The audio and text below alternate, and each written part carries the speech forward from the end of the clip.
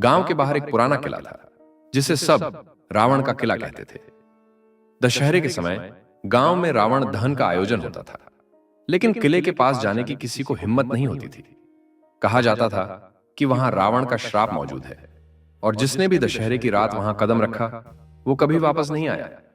इस साल गांव के 4 दोस्त रोहित, करण, पायल और सुनीता दशहरे की रात को किले में जाने का फैसला करते हैं।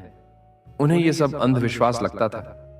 रात के अंधेरे में वो चारों किले की ओर बढ़ते हैं। किले के अंदर घुसते ही एक अजीब सी ठंडी हवा चलने लगी और उनके फोन बंद हो गए। अचानक उन्होंने एक परछाई देखी जो एक बड़े राक्षस की तरह दिखती थी। वो सोच रहे थे कि ये उनकी आंखों का धोखा है। तभी एक भयानक आवाज गूंजी, तुमने मेरी भूमि में कदम रखकर गलती की है, अब कोई वापस नहीं जा पाएगा। डर के मारे चारों भागने लगे, लेकिन हर रास्ता बंद हो चुका था।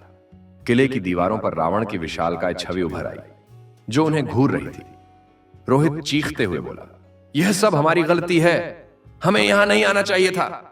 एक एक करके उन पर रावण की छवि के साथ अजीब घटनाएं होने लगी। करण की आवाज गूंजती रही पर वह कहीं दिखाई नहीं दिया। पायल की आंखों के सामने किला धुंधला पड़ने लगा और उसे ऐसा लगा मानो उसकी आत्मा खींची जा रही हो। सुनीता को लगने लगा कि कोई उसका पीछा कर रहा है और फिर सब कुछ अंधेरा हो गया। अगले दिन गांव में कोई नहीं जान पाया कि चारों कहां गायब हो गए। दशहरे का त्योहार जारी रहा, लेकिन किले की तरफ अब कभी किसी ने जाने की हिम्मत नहीं की। कहते हैं रावण का श्राप आज भी वहां जीवित है। जो दशहरे की रात उस किले में जाता है वो कभी लौट कर नहीं आता।